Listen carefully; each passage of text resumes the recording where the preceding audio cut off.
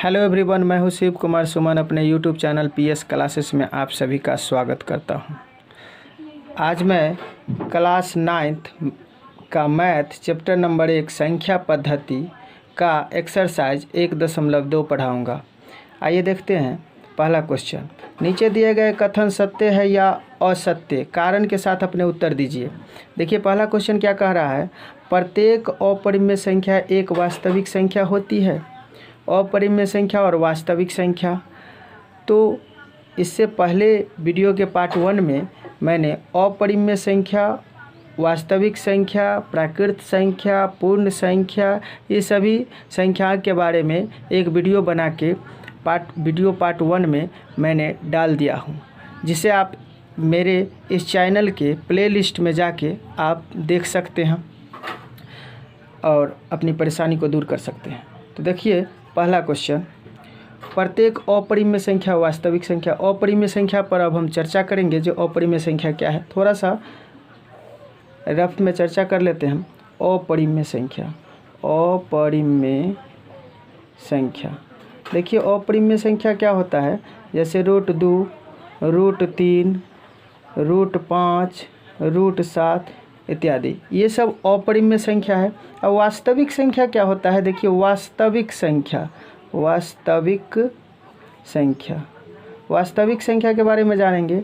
तो इसमें 1, 2, 3, √2, √3, √5 इत्यादि। ये कहने का मतलब वास्तविक जो संख्या होता है वो अपरिमेय संख्या और परिमेय संख्या से मिल के बना होता है। वो सारे के सारे जितने भी अपरिमेय संख्या है, जितने भी परिमेय संख्या है, वे सभी संख्या वास्तविक संख्या कहलाती है।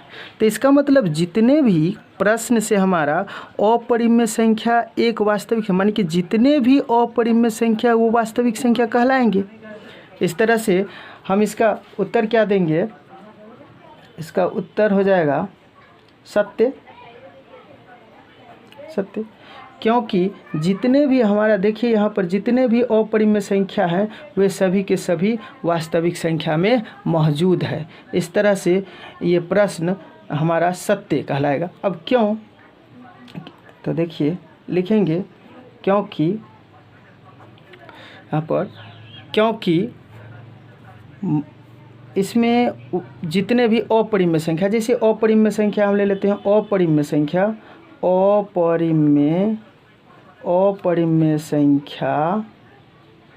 अपरिमेय संख्या जैसे अपरिमेय संख्या जैसे √2, √3, √5 आदि, ये सभी क्या है, ये सभी के सभी क्या है, वास्तविक है। तो जितने भी अपरिमेय संख्या वो वास्तविक संख्या कहलाते हैं, इसीलिए सत्य। अब आते हैं दूसरा क्वेश्चन पर। संख्या रेखा का प्रत्येक बिंदु √m के रूप का होता है। संख्या रेखा के प्रत्येक बिंदु, तो हम पहले एक संख्या रेखा बना लेते हैं।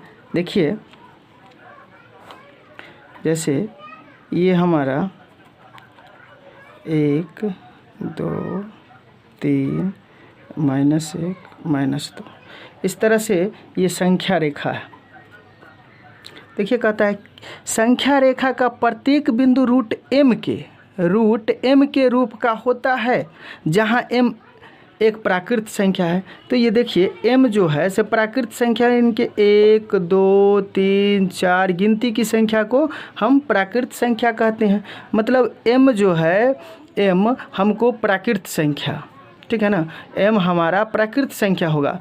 तो संख्या रेखा के जितने भी बिंदु, ये जो जितने बिंदु आ रहे हैं 1, 2, 3, इधर -1, -2, इधर और भी संख्या आएंगे, इधर भी और भी संख्या आएंगे, ये सारे के सारे संख्या क्या √m के रूप का होता है। √m के रूप का मतलब क्या, देखिए √m जो है, इसका मतलब है जैसे रूट के जगह पर कोई भी हम प्राकृत संख्या रखते हैं, तो जैसे हम रखेंगे 1, तो क्या आएगा 1। इस तरह से यहाँ पर देखिए, यहाँ पर अगर हम √m के जगह पर 1 लेते हैं तो क्या 1 आएगा।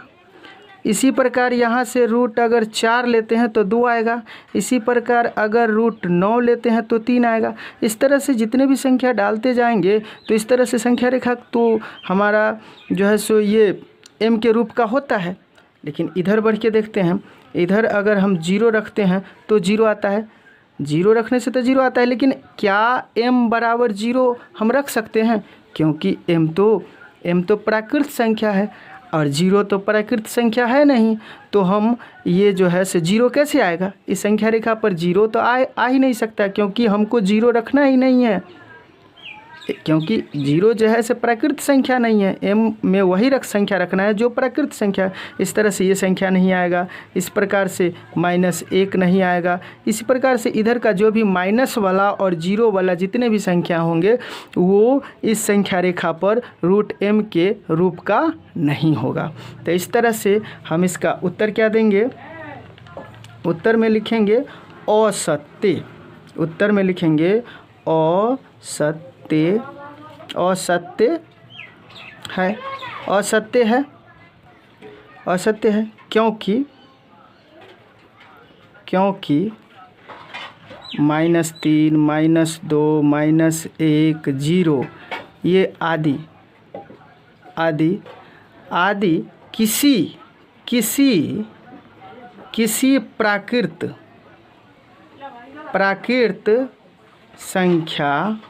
किसी प्राकृत संख्या का वर्गमूल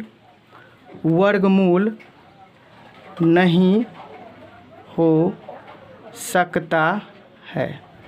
कोई भी प्राकृत संख्या का वर्गमूल इस तरह से, और भी इधर जितने भी माइनस वाले होंगे, 0 वाले होंगे, वो किसी भी प्राकृत संख्या का वर्गमूल नहीं हो सकता है। ठीक है, तो अब आइए देखते हैं क्वेश्चन तीसरा। प्रत्येक वास्तविक संख्या एक अपरिमेय संख्या होती है। प्रत्येक वास्तविक संख्या, तो वास्तविक संख्या एक अपरिमेय संख्या। देखिए वास्तविक संख्या और अपरिमेय संख्या, इससे पहला क्वेश्चन आप देखिए, जैसे पहला क्वेश्चन था प्रत्येक अपरिमेय संख्या एक वास्तविक संख्या होती है। इसी क्वेश्चन का जस्ट उल्टा हमको पूछा है यहाँ पे। प्रत्येक वास्तविक संख्या, इसमें पूछा तो अपरिमेय संख्या, इसमें पूछ रहा है वास्तविक संख्या क्या एक यहाँ पर अपरिमेय संख्या वास्तविक संख्या होती है। इसमें पूछ दिया वास्तविक संख्या क्या एक अपरिमेय संख्या होती है। ठीक है ना। ठीक इस प्रश्न का ये जो है से ठीक उल्टा है। ठीक है, तो अब इसे हम कैसे इसका जवाब देंगे? तो हमारा इसका उत्तर आ जाना चाहिए, जैसे ये हमारा अगर सत्य है तो ये क्या होगा? असत्य होगा।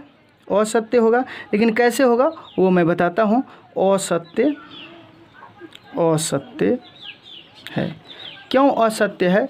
क्योंकि देखिए इसमें क्या 1 2 3 ये सारे वास्तविक है। √2 √3 √5 ये वास्तविक है। तो ये √2 √3 √5 ये सारे के सारे तो अपरिमेय संख्या तो है, लेकिन 1 2 3 4 5 ये जो आएंगे संख्या, क्या ये अपरिमेय संख्या हो सकते हैं? नहीं ना। इसमें के सारे संख्या क्या अपरिमेय संख्या में मौजूद होंगे? नहीं होंगे, क्योंकि परिमेय संख्या अपरिमेय संख्या नहीं हो सकती। इस तरह से हम लिखेंगे, इसका उत्तर क्या लिखेंगे? सभी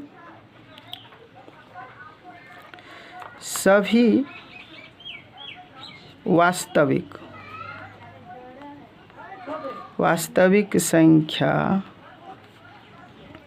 जैसे सभी वास्तविक संख्या जैसे 1 2 3 आदि अर्थात परिमेय संख्या